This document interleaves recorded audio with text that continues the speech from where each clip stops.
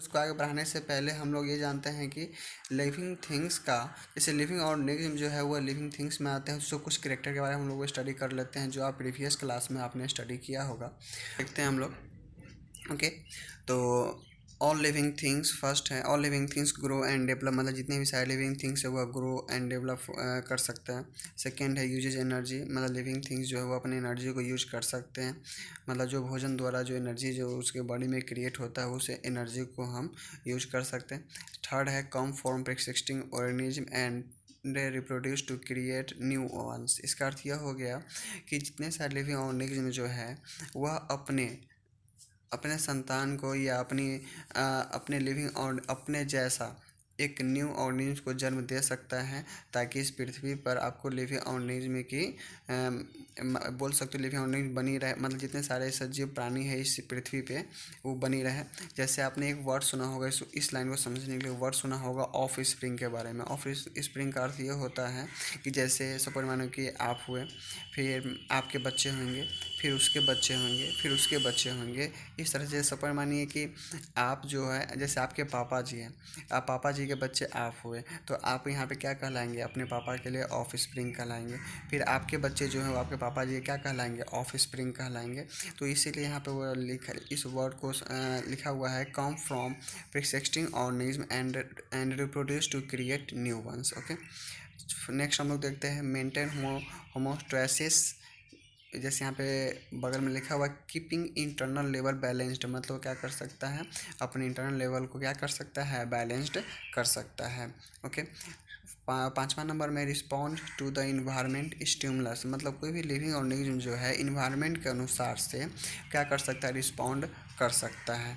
Okay, आगे हम लोग देखते हैं, तो इसके बारे में हम लोग स्टडी करते हैं। तो बाबू यहाँ पे देख रहे हो कि बहुत सारे फल है, जैसे एप्पल है, आपको मक्का है, बहुत सारे फल है, आपको देख मुँह में देख पानी आ गया होगा। ओके, तो हम लोग न्यूट्रिशन देखते हैं, मतलब न्यूट्रिशन का अर्थ होता है पोषण। मतलब बाबू देख लो कि जितने सारे हम लोग लिविंग ऑर्गेनिज्म हैं, आप हो हम हैं, तो हमें बॉडी को, हमारे बॉडी को ग्रोथ करने के लिए, या आप हमारे बॉडी में जितने सारे सेल है उस सेल को रिपेयर करने के लिए हमें पोषण की आवश्यकता होती है, न्यूट्रिशंस की आवश्यकता होती है।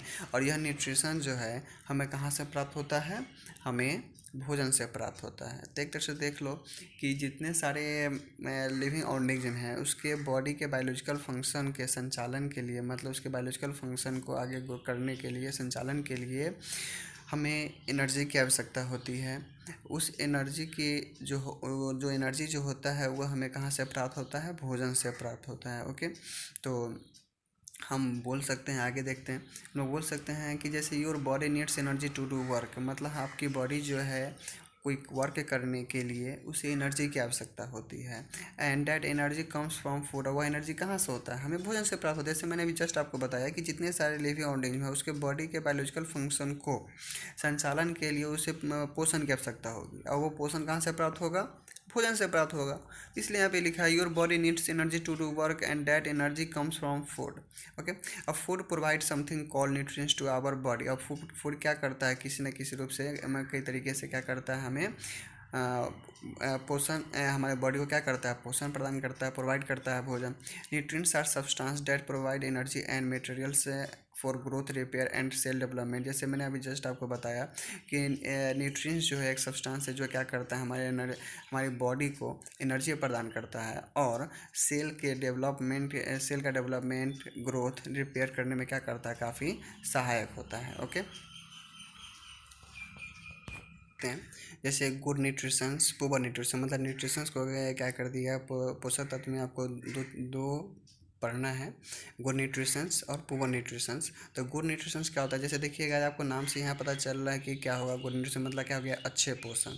अब अच्छे पोषण आ गया तो इसका अर्थ ये हो गया कि जैसे आपकी जो दिनचर्या है, जो आपकी भोजन करने का जो टाइम टेबल है उसमें क्या होना चाहिए, अच्छे अच्छे भोजन ऐड होना चाहिए, फल, पोषक तत्व, मतलब वैसे भोजन ऐड होना चाहिए, वैसे भोजन आप लो कि जो क्या हो, जिसमें आपको प्रचुर मात्रा में आपको प्रोटीन्स, कार्बोहाइड्रेट, विटामिन्स उसमें मौजूद हो। और पुअर न्यूट्रिशन में क्या होगा, उसमें क्या होगा, मौजूद नहीं होगा, हम मतलब हम एक अच्छे डाइट ना ले सकें। ठीक है, तो जैसे इसलिए गुड न्यूट्रिशन में यहाँ पे लिखा हुआ है कि an adequate well balanced diet combined with regular physical activity is a cornerstone of good health. Okay, और सेकेंड में पुअर न्यूट्रिशंस में can lead to reduced immunity, increase susceptibility to disease, impaired physical and mental development and reduced productivity. Okay, तो इसको समझने के लिए, normal way में समझने के लिए आपको ये समझना होगा कि बैलेंस डाइट के बारे में।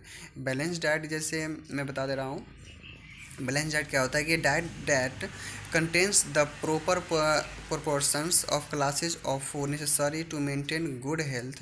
A balanced diet is basically a good nutrition. मतलब बैलेंस डाइट का अर्थ समझने के लिए कि जितने बैलेंस डाइट जो होता है वो बेसिकली में क्या होता है कि उसमें एक अच्छे अच्छे पोषक तत्व क्या होते हैं, मौजूद होते हैं। जैसे यहाँ पे आपने फिगर यहाँ पे देखा, फिगर में देखोगे तो क्या है, एग है, फिश है, मिल्क है, फल है, बनाना है, फल में आपको बहुत सारा आ गया है, फिर आपको पालक भी है, मतलब ये ब्रिंजल भी है यहाँ पे। तो यहाँ पे देखोगे पोषक तत्व में आपको बैलेंस डाइट में आपको क्या होना चाहिए, गुड न्यूट्रिशंस उसमें क्या होना चाहिए, मौजूद होना चाहिए। तो इसीलिए वहाँ पे था जैसे गुड न्यूट्रिशन और पुअर न्यूट्रिशन। गुड न्यूट्रिशन और पुअर न्यूट्रिशन का में आपको क्या होना चाहिए, आपको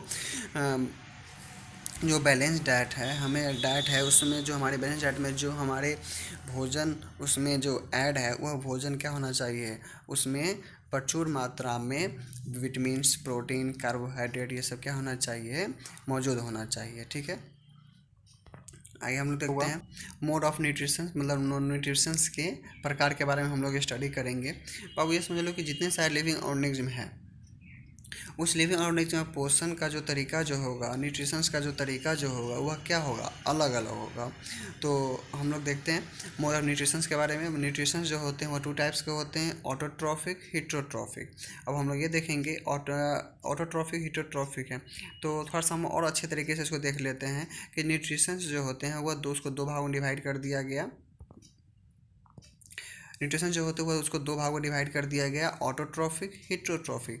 ऑटोट्रॉफिक वो वैसे आपको लिविंग ऑर्गेनिज्म आ जाएंगे जो अपना भोजन खुद ब खुद बनाता है, जो अपने आप पे निर्भर रहता है, वह किसी भी लिविंग ऑर्गेनिज्म पे निर्भर नहीं रहता है। जैसे एग्जांपल के तौर पे हो गया green plants, blue green algae. Okay, और जैसे आप बोल सकते हो कि जैसे पौधे जो होते हैं वो अपना भोजन खुद ब खुद बनाते हैं, तो वो सबसे बड़ा एग्जांपल है आपको ऑटोट्रॉफिक के लिए। हिट्रोट्रॉफिक क्या होता है कि वे जीव जंतु या वैसे लिविंग ऑर्गेनिज्म जो अपना भोजन खुद न बनाकर किसी न किसी रूप से किसी अन्य जीव पर, लिविंग ऑर्गेनिज्म पर निर्भर रहता है, वह हिट्रोट्रॉफिक कहलाता है।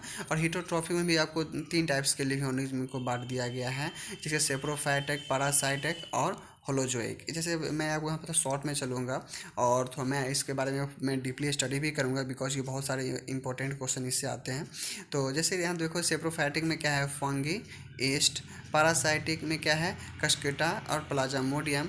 और होलोजोइक में कुछ एग्जांपल मैंने दे दिया, मैन, डॉग और अमीबा। मतलब सेप्रोफाइटिक देख लेते हैं, जैसे इसका एग्जांपल दिया है फंगी, ईस्ट। इसका अर्थ ये होता है कि सेप्रोफाइटिक में वैसे लिविंग ऑर्गेनिज्म आ जाते हैं जो अपना भोजन जो है वो जो अपना न्यूट्रिशंस जो है डिकेइंग पदार्थ, मतलब डिकेइंग मटेरियल से प्राप्त करता है, सड़े गले हुए पदार्थ से अपना भोजन, अपना पोषक तत्व पूरी करता है, पोषण को पूरी करता है, उसमें क्या कहलाता है, सेप्रोफाइटिक कहलाता है।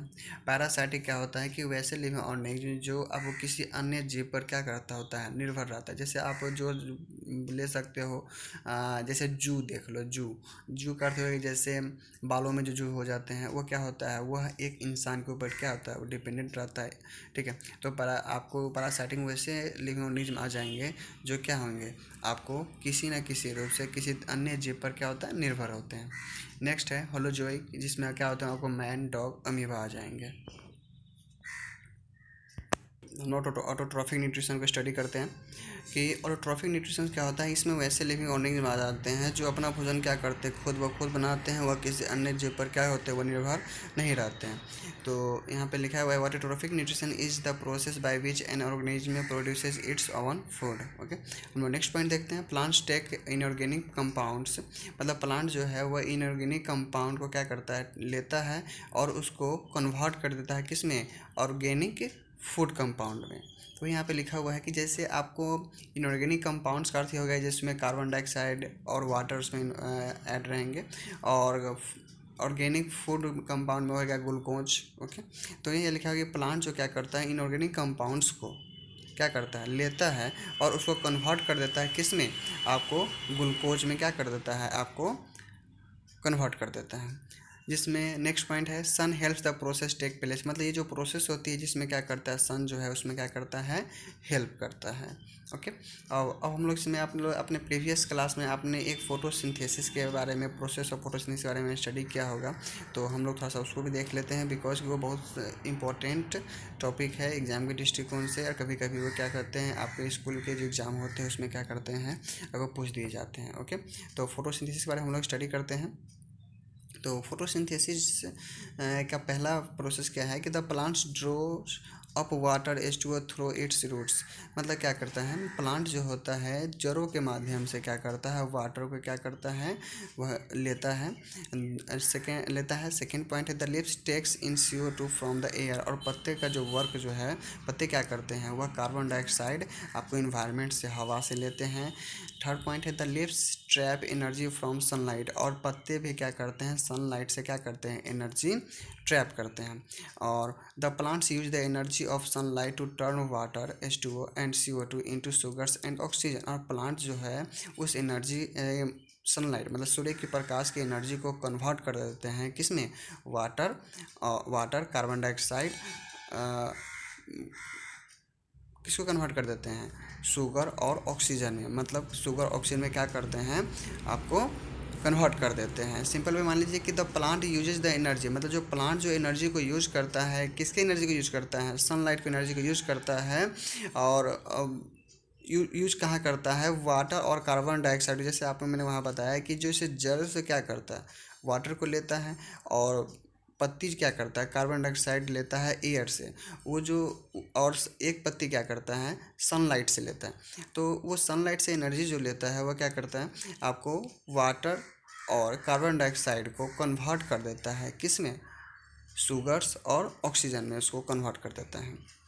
ओके, नेक्स्ट पॉइंट है the plant release oxygen into the air, उसके बाद फिर क्या करता है, प्लांट ऑक्सीजन को रिलीज कर देता है। The plant uses the sugars for growth, और जो अब क्या प्लांट क्या करता है, वह शुगर को क्या करता है, यूज कर लेता है। थोड़ा सा इसको हम थोड़ा सा और अच्छे तरीके से समझते हैं कि फोटोसिंथेसिस का वर्क क्या होता है। कि इसमें पौधे जो है क्या करते हैं, आपको रूट्स से, जड़ों से क्या करते हैं, वाटर को क्या करते हैं, लेते हैं, और पत्ती जो है कार्बन डाइऑक्साइड एयर से लेते हैं। और उसी में पत्ती का एक वर्क और होता है जो सनलाइट को क्या करता है, ट्रैप करता है। और सनलाइट जो है वाटर और कार्बन डाइऑक्साइड को उसको उस कन्वर्ट करता है किस में, शुगर और ऑक्सीजन में कन्वर्ट करता है। और वह ऑक्सीजन जो है पत्तियों के माध्यम से रिलीज हो जाता है, और जो शुगर जो बच जाते हैं वह क्या करते हैं, उसके ग्रोथ के लिए क्या होता है, उसके लिए वो पौधे अपने पास रख लेते हैं। ओके, तो यहाँ पे देखोगे कि जो पौधे जो है अपना भोजन वो अपने बॉडी पार्ट्स का यूज करके अपना क्या करता है, अपना भोजन खुद ब खुद बनाता है। तो सबसे बड़ा एग्जाम्पल है आपको प्लांट्स फॉर ऑटोट्रॉफिक न्यूट्रिशंस के लिए। ओके, तो अब आगे हम लोग देखते हैं फोटोसिंथेसिस के उसके इक्वेशन के बारे में हम लोग देखते हैं। जैसे मैंने आपको बताया था कि जैसे आपको कार्बन डाइऑक्साइड और वाटर, मतलब एयर से कार्बन डाइऑक्साइड लेता है सॉरी एयर से कार्बन डाइऑक्साइड लेता है, और वाटर जड़ों के माध्यम से लेता है। किसके स्थिति में, उपस्थिति में, लाइट मतलब सूर्य प्रकाश की उपस्थिति में क्या बनता है, ग्लूकोज और ऑक्सीजन। इसको हम थोड़ा सा इक्वेशन में देखते हैं जो एग्जाम में हमेशा एक नंबर में पूछ देता है। जैसे यहाँ पे मैंने टॉपिक बनाया है सिंबल ऑफ इक्वेशन। तो क्या है, 6CO2 प्लस 6H2O, लाइट भी रहेगा तो क्या बनेगा, 6H12O6 मतलब शुगर बनाएगा, और प्लस H6O2 मतलब ऑक्सीजन को भी लगेगा। मतलब देख लीजिए, कार्बन डाइऑक्साइड और वाटर वो आपको लेगा और क्या करेगा, शुगर में कन्वर्ट करेगा और ऑक्सीजन में कन्वर्ट करेगा। ओके, तो बाबू एक यहाँ पे देखोगे, मैंने यहाँ पे एक पत्ती का मैंने यूज लिया है। तो इधर से देखोगे कि आपको पौधे में भोजन बनाने में सबसे बड़ा अहम योगदान आपको वर्क करता है पत्ती। ओके, आई होप कि आप समझ गए होंगे। नहीं समझे हैं तो आप वीडियो को रिवाइंड कीजिए, बैक से देखिए, आपको समझ में आ जाएगा। मैंने आपको पूरी कोशिश की है आपको समझाने की।